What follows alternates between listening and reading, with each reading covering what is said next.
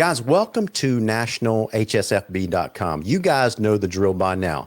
This is my counterpart and I, Joe Mamone with Prep Gridiron Logistics. We're taking a spin around the country, it seems like, Joe, talking to the biggest and brightest and most prominent high school head football coaches in the country. And tonight is no different. Representing Good Counsel High School is head coach Andy Stefanelli. Coach, welcome to the program, and thank you so much for being here tonight. Absolutely. It's great to be here. I appreciate it. Joe Mamone is going to lead us off with our questions. Joe, why don't you fire it away? Hey, Coach, very excited to have you with us today. You know, I keep a list of the guys that I've wanted to have on this show, and you were right at the top, primarily because you're Italian-American like me. That's what it's all about. You and Coach Dean Fabrizio from Lee County, in my opinion, are the top Italian-American high school football coaches in America. I like it. So welcome, and let's keep up the great work. Okay. So our first question is, tell us, you've been there since around 2017, if I remember correctly. Yep. Great ranking since you came on board. You know, you've been in the top 100. You've been in the top 20, top 50. You know, what did you do day one to change the culture and get this team nationally ranked year in and year out under your tutelage? Well, you know, I was an assistant under Coach Malloy previously before being named the head coach, and we were pretty successful, very successful under him, and he was really my mentor. So, of course, like any coach, kind of moving up into that role, you have some ideas on what you wanted to change, and as we had not down years, but we hadn't been quite as good the last couple of seasons as things were going, and I was the lead recruiter as an assistant, so you know I was responsible for bringing a lot of these players in, and so some of the things we wanted to change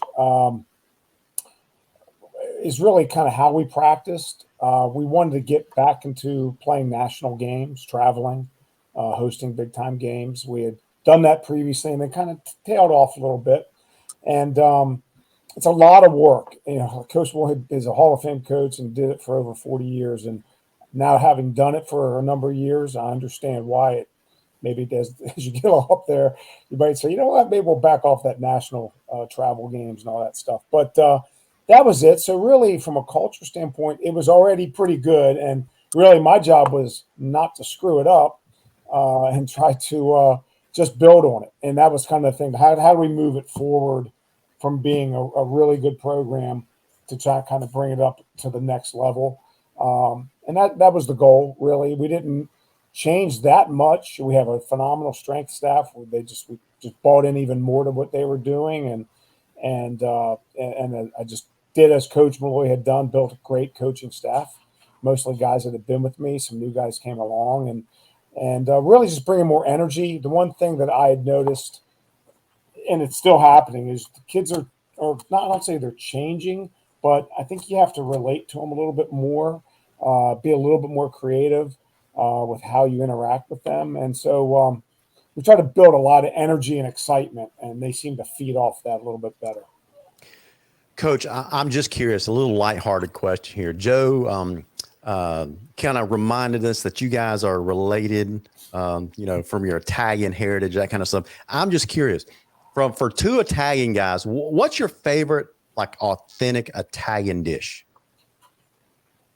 Veal parm for me. Okay. I'm a big gnocchi guy, so I do like gnocchi. And you know, Larry, that reminds me that Joe owes me a dinner because we went up there last year. It seems like a story right there. Remember, you got in later than you thought. That's why got in a little late. We hit some of that North Jersey traffic, and got a little late, so he promised me the best Italian restaurant in town. And you'll get it, don't worry, and we'll do it down then. You got St. Joe's coming to you this year, so me, you, and Coach Marangi will go out to some good Paisan restaurant. There you go. All right.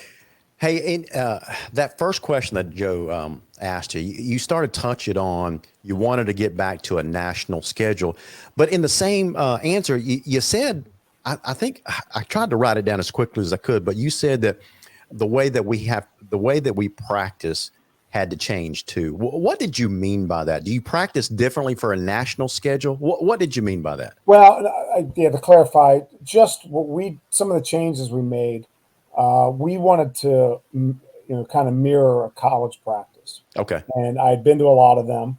And so one of the first things I did was I bought a segment clock. And so we put our practice on a clock, just like the colleges do. Not as fancy, but it works. And we time out everything from a warm up to an agility circuit to water breaks are all in there. And that really kept the tempo and the pace of the practice, really picked it up a lot. Mm-hmm. And then just kind of changes even things how we break down a warm up and different stuff that we, again, really just hijack stuff from different colleges that we had seen and coaches that had played at different schools. And I think that really helped kind of bolster the team, get them excited. So that's really the actual format of the practice didn't change that dramatically from before, but I think how we approached the practice and the energy level was much different with being on a clock, and really helped the coaches stay on point because it's great as an assistant, you can see how much time you have left in your period. So if you're getting a little bit behind schedule, hey, I got 3 minutes, I better get this drill in. So it really helps be more efficient. Joe, let me ask a follow-up question to that. So it sounds like you introduced a lot of not structure is the right word, but I guess to speed up your practice, to get the guys used to going at a faster pace. This is what I just heard from your answer. Yep. What did you introduce a more physical type of practice, or was that already in place? We've always kind of been known as a pretty physical team, so we kept that piece of it. As the games kind of changed, we don't do all of the physical, as much of the physical stuff as we used to do, but we still probably do more than most. Okay. In terms of our inside run periods, I mean, we thud pretty hard, but we don't tackle to the ground. Really, we only tackle to the ground one time all season in Gotcha. practice. But we really get after it, and so the pace of it, the conditioning leading up to it, the kids know that they're going to be moving the whole practice. We don't have to do wind sprints at the end. I mean, they're going to get they're in shape. Gotcha. Okay. Before we practice. Okay. Hey, Coach, let's talk about the out-of-state games that you and I work very hard to get to fruition annually. Your first 3 games of the season are awesome games. I mean, for us fans, I know for you, you're working your butt off to get to that first game. So you got St. Joe's from New Jersey coming to you. You're going to Louisiana, to Baton Rouge, LSU country, to play Catholic Baton Rouge. Both of those first 2 games are the second strings of a home-and-home series. And then we got you going one of my favorite football cities in the country, Ironton, Ohio. To me, Ironton, Ohio, when you get there, it's going to remind you of Ampipe, PA. And that movie, All the Right Moves, that's what it's going to remind you of. A small little coal miners town where they love their high school football. It's only 10,000 people in the town, and 20,000 go to their games every Friday night. It's phenomenal. Tell us again what you're thinking. Tell us about your experiences. Last year playing Joe's up here in Jersey and hosting Catholic Baton Rouge. And what are your thoughts on those 3 games for the start of this season? Well, first off, if we go 0-3, I'm coming after you. I'm gonna blame it on you. But if that happens, we'll just have you go to Lowndes in 2023. All right, where Larry's from. Okay, yeah. That'll be a guaranteed win. Yeah. I've been to Georgia. We played down in Georgia already once. I know what's going on down there. But start off with St. Joe's Regional. We had a really good game with them last year, as you know. Actually, they mirror us a lot. They're a physical football team, well coached. Extremely young last year. Both of your teams are really young. They were young like we were. And so we're playing them. We're like, man, all these guys come back. So they're going to be even better than last year. We know that. And it's going to be a great game. I mean, to me, they're more like what we're used to in our own league, in WCAC. I think that whole league up there it mirrors us in a lot of ways. So great. I'm really looking forward to that game. Next up is Catholic, and it's always challenging making a long trip like that. Just trying to get all the logistics down, but we've done it before, and I don't even know how many they graduated, but I think they just kind of retooled down there. So they had young players. They were really, really talented team, and again, very well coached. And both of those are real physical football teams. So those are two tough ones, no question to start off with. Hopefully our kids are ready for Catholic since they got us last year. Hopefully we're motivated by that and go down there and play a real heck of a good game, and maybe we catch them this time. But then the Moeller game, honestly, really don't know that much about them other than they're a perennial power. And I know I've talked to some of my friends in the college ranks from Ohio, and they're the real deal this year for sure. And Joe, my philosophy. That's why we do this. We want to play the best teams. Going out to Ohio, I did it as an assistant. We played St. X back in 2010. And the one thing about Ironton, interestingly enough, we played a 7-on-7 tournament this past weekend up at West Virginia University, and Ironton was there. Oh, cool. We actually played them in a game, but I got a chance to talk to one of their assistant coaches, and man, you hit it on the head. He's like, Coach, we have 200 boys in the school and 150 play football. So yeah, definitely a football place. And he talked a lot about their stadium. So I think it's going to be a fun trip. And again, we're just trying to get through those first three, and we do those games. It's going to be a challenge coming back from Louisiana, then getting on a bus and busing out to Ohio. So we'll see how we hold up. But we think we've got a. Last year, I'd have been a little bit more worried. I think this team has matured a little bit, so I think hopefully they're ready for the challenge. We'll find out, but going to be three really, really good games. Yeah, and it's going to prepare you. Like we talked a few weeks ago to Coach Ward, and all you guys in the league do the same thing for the most part. Play the hardest teams possible to prepare you for that unbelievably difficult conference schedule. So it makes perfect sense. Yeah, that's what it's all about for us. We know that these teams are really good, and then we're going to have to turn around and play in our league. And, for us, all of us in our league, we have to beat two of them twice if we're going to make it and win the championship. So in a really short period of time. So it does prepare the kids and the coaches. And it gets our juices flowing. There's nothing like playing a big-time opponent, whether it's on the road or at home, and really testing yourself. Yeah, I always say getting ready for these big out-of-state games, week 0 or week 1, the kids are working harder than ever in the weight room. Sure are. I mean, if you say you just play a weak team week 1 and you're going to beat them, and that happens all the time in the world of high school football, maybe they're not working as hard. They are forced to work this hard with those first 3 games. That's a good point. It really does motivate them, and we remind them of that, obviously, during the workouts and our practices, as we are right now with 7-on-7 stuff, and just really keeping them motivated and focused, which is a critical factor with teenage boys, is keeping them motivated and focused. Absolutely. Task is so. The other thing that it does is it will expose your weaknesses, so you don't go in with a false sense that sometimes if you play weak teams early, hey, you think we're a little better than we really are. We're going to find out if we've got some, and I know we're going to have some. If we have any weaknesses, they're going to get exposed. And as a coaching staff, it gives us a chance to make those corrections before we get into the league play, which is what really, really matters. Hey, Coach, as you know, we do a lot of work with the Jersey teams up here where we're from. And several years back, Bergen Catholic went to Mater Dei, first game of the season, lost 62-14. They saw what happened. They adjusted. They looked at film. They made adjustments. They fixed some holes, and they came back and went undefeated in the state, and we're state champs. So you're right. That's what these games do. Playing the best truly makes you the best. Yeah, absolutely. Coach, I want to remind you of something that you said all the way back in 2017. So I'm actually going to put this up on the screen so you'll see it. So don't worry, I'm not going to catch you off guard. I'm going to put this on the screen so you can see it. This was an article that you granted to, or an interview that you granted to the Washington Post back in 2017 when you were taking over the program. It says, this is a quote from the article. at the high school level, I've been mostly on offense, so I'll be the offensive coordinator / head coach. I've got a great defense coordinator who run the defense. That's kind of my background. In terms of philosophy, it's really players first.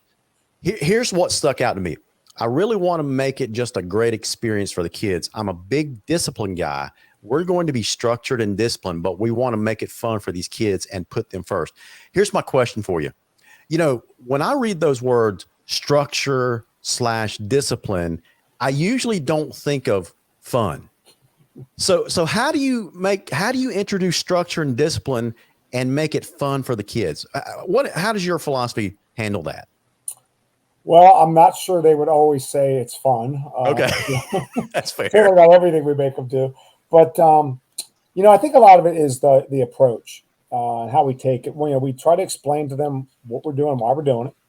I think that's important for the kids and really get them to buy in. And I think with my coaching staff, my assistants, one of the things as I interview and bring coaches on board is they've got to be a really good fit personality wise. And I asked them, what do you want to get out of this? What is your end goal?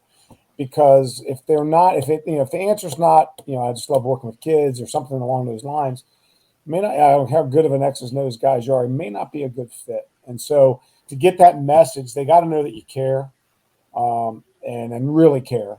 And you're willing to put in the work to make them as good as they can be. And I think they'll buy into that, and then they'll go with what you tell them to do in terms of the structure and the discipline. Okay. And then it doesn't hurt when you have some success and they see it. And we have a lot of our alums, whether they're NFL guys or guys in college, that do come back, and they reiterate that to them. Like, hey, I didn't always like all this stuff either, but man, I miss it now. Or my college team didn't have it and we weren't very successful. We'll get stuff like that. And they listen to their peers. They'll listen to those guys too. But I think it's really the approach, and my assistant coaches really buy into it and bring a lot of energy and really explain it to them like this. You say you want to be great. You say you came here because you wanted to play against the best. Well, this is what it takes.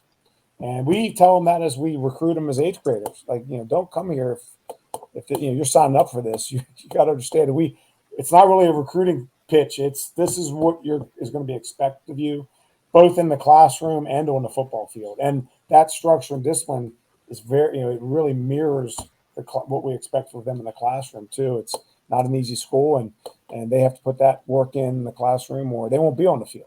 So. Yeah. Man, you're exactly right. I remember my high school playing days. I was 5'9", nothing, 175 pounds of nothing. A very, very small school in South Georgia, but we had a very structured / disciplined head coach. It was very important to him. And I love, that was like over 30 years ago. I love that man. I still talk about him and the lessons that he taught us on that football field. So kudos to that approach that you're taking. I'm sure your kids appreciate everything that you do. Thank you. Hey, Coach, tell us a little bit about your 2022 team. I took some notes here from 24/7. Obviously, the 2 seniors, Gooden and Avery, and then the juniors, Childs and Jones. Educate us on, when we watch you live or on Flow Football Channel, what can we expect and who's going to shine as we're watching the game? Yeah, we're excited about what we have coming back. Avery, last year, Neo had played a lot of quarterback for us early on, ended up hurting his throwing hand. We were already had it in kind of hopper to move him to tight end, DN, because he's that kind of an athlete.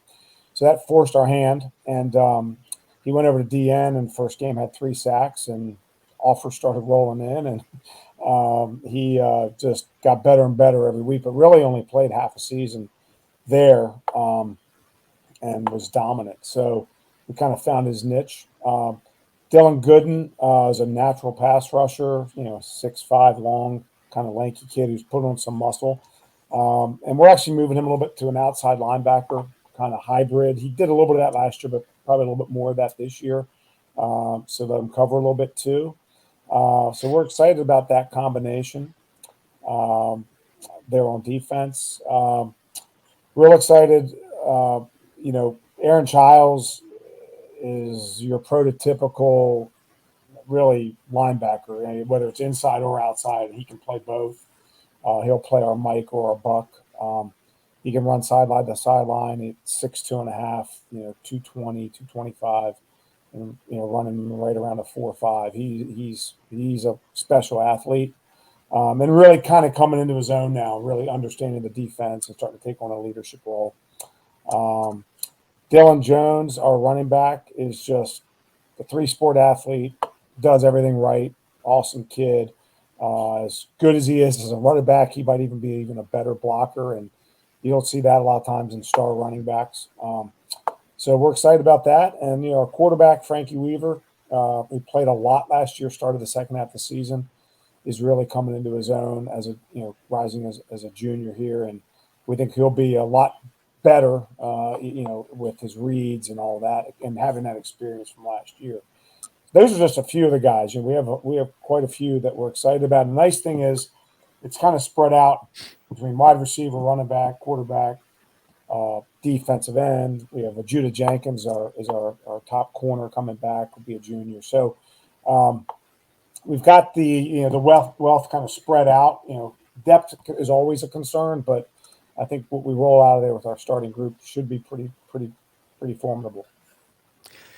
Coach, one of the cool things that Joe and I have discovered talking to all these different coaches across the country is, it just seems like all the great programs have a handful of things in common. And one of those is, they're successful players.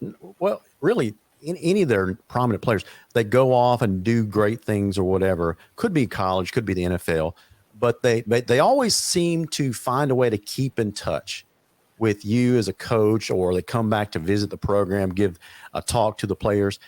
How often do your players come back, and what is their contribution to the program after they've moved on? They do come back. Actually, a pretty cool little side story. So we were one of our arch rivals is DeMatha, of course, and we played them in the last regular season game last season. In a game that really, it's hard because it's a big rivalry game, but it was for the seeding was who was going to have home field the next week. We knew we were going to play each other again the next week. And they beat us really good. They hammered us, and we didn't play well, had a couple guys out. And so, we're kind of coming up, getting ready for the playoff game. And I was a little upset because I just felt like we didn't do the game justice. Like, that's not a good Counsel DeMatha game, right? And I almost felt like the players almost didn't get it, that how important this rivalry is. So one of our Taylor McLaughlin, who does a lot of our media stuff, did a cool little thing where she did FaceTime videos and got in touch with a bunch of our alums and football alums, and had them all kind of give a quick little FaceTime as what this rivalry with DeMatha means. And it was these guys from Josh Pascal, who just got drafted by the Detroit Lions, to Kendall Fuller. Jelani Jenkins was one of our all-time greats. Dorian O'Daniel. We had a bunch of them. Guys that just graduated up to guys in the NFL. And we played that for them, after practice before the game. And it was powerful. And the kids listened. And I don't know how much that had to do with it, but we sure played a lot better in that playoff game than we did the last game of the season. So that was a pretty cool thing. The fact that those guys took the time out to do that. They come back.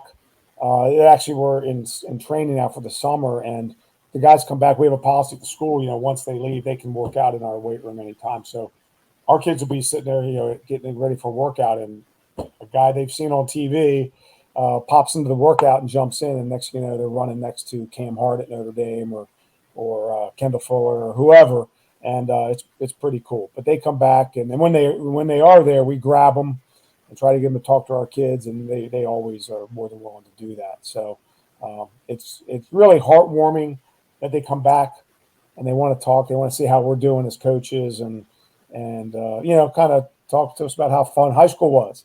Yeah, and hey, good. Can you go remind these guys of that? So it's pretty cool. Coach, tell us more about life in the WCAC. In my opinion, each year, the Trinity League in California and the WCAC go back and forth. They might have had a better top five last year. I think this year, if you 5 teams were to play them, you'd take 3 out of 5. Tell us what it's like. I mean, with all those rivalries, with all those great traditional programs you have to face each and every week with St. John's and DeMatha. And now, you gained a lot of respect last year. You're the only WCAC team to belly up and schedule St. Francis. I know it's not the result you wanted, but at least you did it, and it showed the rest of the world. Out of all the teams in the WCAC, you guys, like you said, will play anybody to get better. Tell us what it's like in that environment and having these games every week that go back, 60, 75, 100 years. Yeah. Yeah, it's awesome. It really is. It's when you're in it, you just kind of get into that mode and that mindset that it's such a grind, and it is exhausting for the players and the coaches. But there's nothing like it on game day or game night when you line up against any of them, any of the top teams in our league that we play, and we're in that side of the division where we play all the top guys, and it's just there's nothing like it. As fun as the out-of-state games are, there's just something different about lining up in the WCAC, whether it's Gonzaga or St. John's, DeMatha, any of them. And they are a little bit different, and each rivalry is a little bit different, and it changes sometimes from year to year based on the players. And the kids all know each other, and they want to beat their friends. And a lot of these kids are actually pretty good friends off the field, and the coaches are too, actually. So it's actually pretty cool. But it's exhausting. I'm not going to lie. When you get there and you just kind of get into this mode and you just go from one to the next, and you pop on that tape, whether you won or lost the week before, and you pop in that St. John's Gonzaga game, and you're playing one of them the next week, and you're like, oh my gosh, I'm going to do this again. Figure out how to scheme up something. And but it's I tell our guys it's why we coach. Right. It's and why Coach, I argue a lot with our posters on our site, nationalhighschoolfootball.com. Each year we talk about who the best conference is, and like I said, WCAC this year I believe is definitely number one with the Trinity League behind it. Is there any thought? I mean, we've talked about it, but is there any thought? I mean, in my opinion, the privates from New Jersey down to Richmond, Virginia, and every private school in between, St. Joe's Prep, the Jersey schools, your schools, St. Francis, Life Christian, they should all play each other on an annual basis. Do you see anything like that ever happening officially, or is it going to continue unofficially to happen? I don't know. It certainly makes sense for us, as we've discussed. I mean, we have to find 6 out-of-conference games every year. And, we have a limited budget. We can't just hop on a plane and go wherever we want to go. So, those schools that are, within a driving distance make a lot of sense. And there's so many good programs up along, the East Coast, and certainly down in Georgia, there's plenty of great programs there, which isn't a bad flight for us too. So I'd love to see something where, and kind of like what you do, Joe. I mean, you kind of have the matrix where you put teams together, but if something was a little bit more official, where we kind of knew and didn't have to kind of hope on, like, for example, this year we have a couple home and homes that'll end, and I hope to renew, but maybe they don't, and now you got to start all over again. Yeah. And a lot of times, as a lot of these end up being one-offs where you don't get the home and home. Yeah. So, I think for our conference, for the athletic directors, everybody involved, it would actually help us so much in scheduling and budgeting and all that if we could do it. But it takes a lot of coordination. Yeah. Well, I'm going to be doing it unofficially. Obviously the I-95 corridor, in my opinion, especially in your region, it's always been the top 5 high school football regions are in, Florida, Texas, California. They all fight to be 1, 2, and 3 every year. Then you have Georgia. Used to be Ohio. In my opinion, they're not there anymore. And my Ohio brethren is not going to like this, but I've said this for a while now that the Maryland, D.C. area has taken over as at the worst, the 5th best high school football region in America. You look at the teams in your conference, you throw in St. Francis, I can't see any other conference being able to compete with those teams day in and day out and on an annual basis. Yeah, I'll leave that, the grading of the conferences to guys like you. But we're certainly, have a very talent-rich area here, and we get that from the college recruiters that come through too, and it's changed over the last 10 years. I mean, they always came, but now it's in flocks and droves, and they're just they keep telling us, how great the talent is. And what is great, Coach, when these college coaches visit you, everyone's so close together. Literally, in a full day, you could spend a couple hours at every school. Yeah, no question. We're very close to each other, especially where we're located. We're kind of in between. We have St. Francis to our north and St. John's and Gonzaga down into D.C. And we're kind of in between both. So we're literally, they're coming down or going up and hitting us in between, or hitting us first and going somewhere else. And we kind of make a little running joke, like, hey, where are you going next? And we know it's going to be one of those. And a lot of times they'll actually ask us about some of their kids, because they know we play each other and we know them all. It's kind of like, the Big Ten or SEC. If you don't get them when they recruit, you end up playing against them. So you better recruit pretty well. that's right. Joe, I got a great idea, man. What's that? Next year in 2023, DeMatha, Good Counsel versus Lowndes and Colquitt. How about that? I'll pitch it. We're gonna have to change the name to Georgia versus Maryland Challenge. There you go. There you go. Coach, we have an event going on this year in Valdosta. It's 2 teams from Florida going to play those 2 teams, and I got to find 2 more teams for the following year. So maybe we will switch it to the Georgia Maryland Challenge and get one of your colleagues to join you. Hey, I'd certainly be interested in doing that. We came down and played Marietta back in 2018. Yeah. Good squad. Yeah, very good. Really, really good team. And just great environment, great stadium they had, and the fans were great. And and it was like I said earlier, a nice flight, pretty easy for us. So, yeah. South Georgia is a little tough, though, Coach. That's we talk about. Don't scare them off, man. Don't scare them off. You got to fly in Atlanta and then bus like 4 hours south, or you got to fly into Tallahassee or Jacksonville and drive to Valdosta. It's not easy from my perspective logistically, but we'll get it done. We'll get it done if the timing's right. That's how we wear them out, Joe. Yeah, I know the plan. Hey, listen, Coach. When you got there, you said earlier in the show, I think Joe's opening question, you answered it, was, you took over a good program. You wanted to bring it to national prominence, take the program to the next level. That's what I got out of it. So if you fast forward to today, has the program reached a level that has met your expectations? If not, what do you got to do to get them to meet your expectations? Well, really, we judge success by our conference championships. So we've won 1, we've lost 1.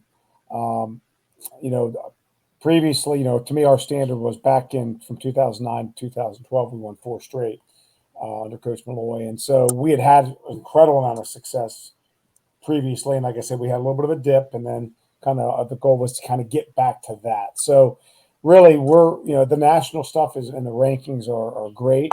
But really, we want to win our conference. We want to win championships. And we think, as we kind of mentioned earlier, and Joe alluded to it, playing these big time out of conference games prepares us for that.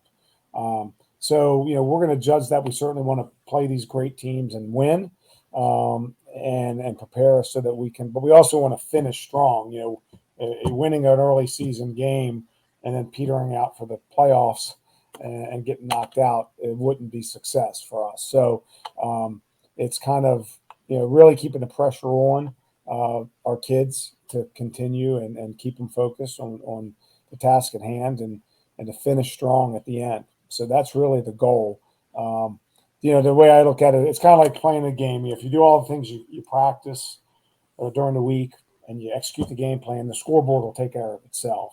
And it's kind of like that with the rankings. If you do what you're supposed to do on the field, you guys are going to rank us where we're supposed to be, and we'll all be pretty happy with it at the end of the day. And if we lose, we're going to plummet down those rankings, that's for sure. So that's really just keeping focused on the task at hand. Hey, Coach, what I love about your conference, especially the 3 schools in it that I'm closest with, you St. John's and DeMatha. You guys are very close. You do a lot of the same events, which I love. In Fort Lauderdale, the weekend of August 26th and 27th, St. John's and DeMatha are traveling together to take on two of the best teams in Florida, Cardinal Gibbons and Chaminade Madonna. And then you and DeMatha, a little after that, I don't know if it's a week or two after that, you guys are both going to Ironton. So it's cool how you guys are so tight together, and you speak and say, hey, let's do this thing together. So like Larry said about that Georgia opportunity, it's great that there's camaraderie there. You battle for 2.5, 3 hours on the field, and then you guys go back to being real tight and working for the greater good to improve football in your region and get it really going nationally, which you guys have done for many years now. So that's why I love dealing with the WCAC schools. The camaraderie is second to none.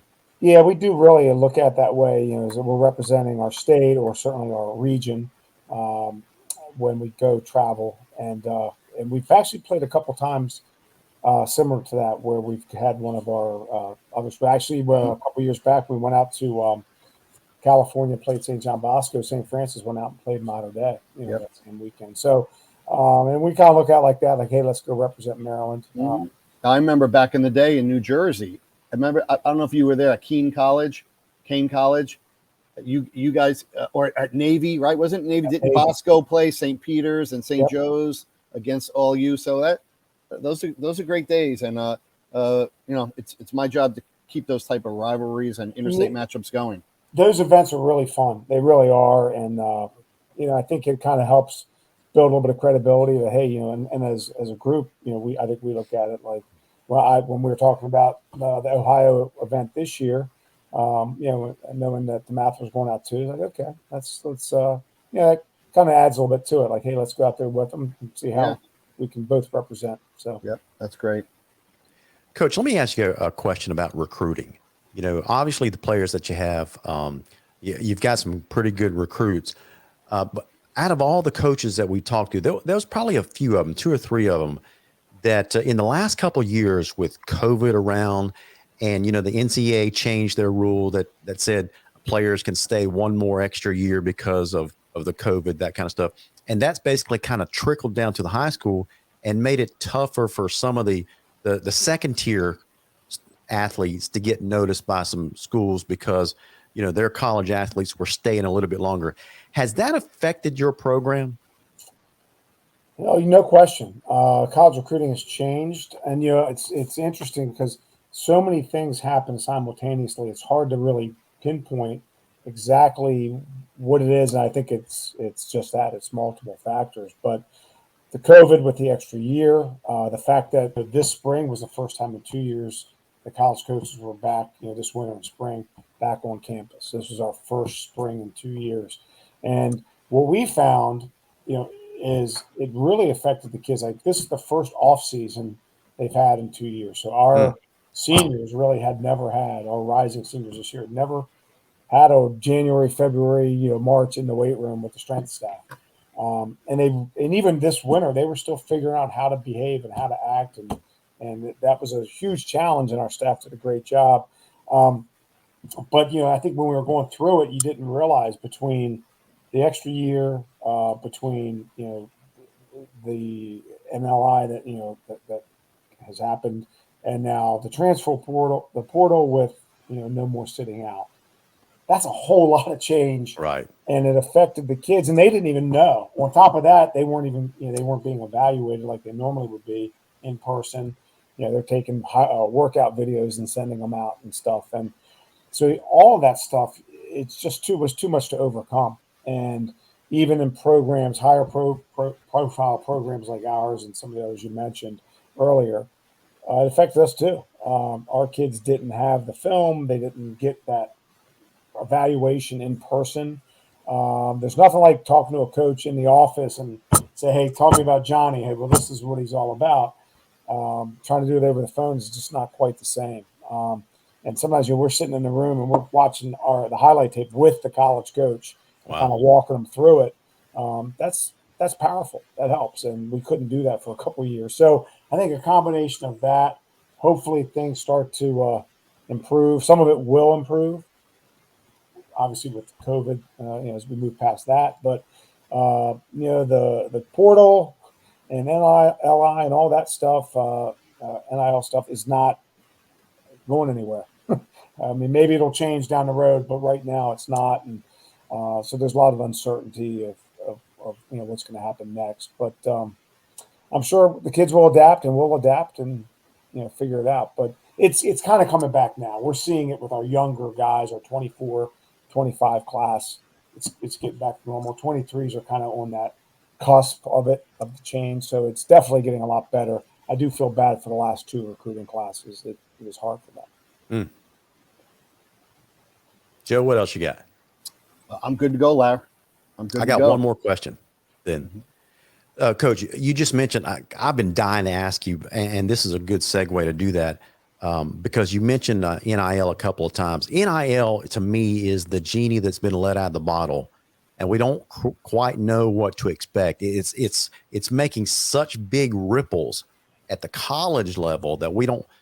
The college football landscape, I think all three of us would agree, has just changed tremendously because of NIL. Mm-hmm. And the National Federation of High School, NFHS, the governing body of high school athletics, I think recently came out with an NIL rule that said now high school student athletes can sign NIL deals as long as they don't use their school's uniform while they're promoting the products and the companies, things like that.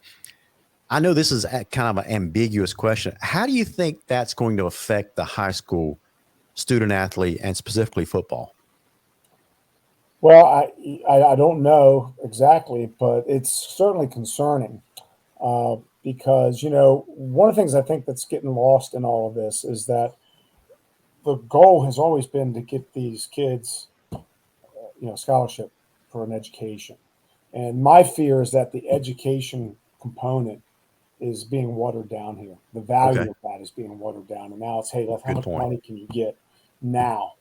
And my concern is for those top tier kids, even coming out of high school, those 4 and 5 stars that are getting a lot of attention, now can they start, they can profit a little bit, which nothing wrong with that, I guess. But, those kids are a lot of times are going to go on, they're going to be top recruits and they're going to get theirs. What happens to those second tier kids that chase it and don't get it and end up transferring a couple times in college and end up maybe at a JUCO or out of school altogether? Nobody ever talks about the collateral damage of these things. It's always, this guy's making this amount of money, for his deal at whatever school that's paying him, and potentially even a high school. But that guy might have done it anyway. He just got a little bit earlier. What happens to those other kids that are chasing it and don't get it? That's really my concern, and I don't know, how it'll play out. Hopefully, there'll be some kind of restrictions or guidance, at least, that these kids have, and they're not just left out kind of on their own. And that's the concern: is who's representing them? Are they going to be represented? Is it the wild, wild west where everybody just does their own thing and let the chips fall where they may? That's my biggest concern with it all. Well, Coach, this has been, as I expected, a very entertaining and enlightening conversation. Thank you so much for not just sharing about your program, but sharing about your philosophy, your kids, just opening yourself up for our audience tonight. So on behalf of Joe and myself and our audience, thank you for giving us a few minutes to spend with you tonight just to find out a little bit more about you and your program. Hey, Larry, it's been great. I appreciate it. Anytime you want to chat, I'm here. Well, guys, this has been another episode in our national coaching series. I hope that you've enjoyed all these interviews. If you would like to join the national conversation more about high school football in general, join us at nationalhsfb.com. So on behalf of Joe Mamone, I'm your host, Larry Godwin, and joining us tonight was the good Counsel high school head coach, Andy Stefanelli. Y'all have a great night, and y'all be safe out there. Thanks, Coach. Larry, I just want to remind everybody watching, our 2022 preseason top 25 rankings come out tomorrow, so keep an eye out for that. Man, what a teaser. I can't wait till tomorrow, Joe. Joe's been working. Hell yeah. Well, with that said, y'all have a good night, and we'll see you next time. Great. Thanks so much.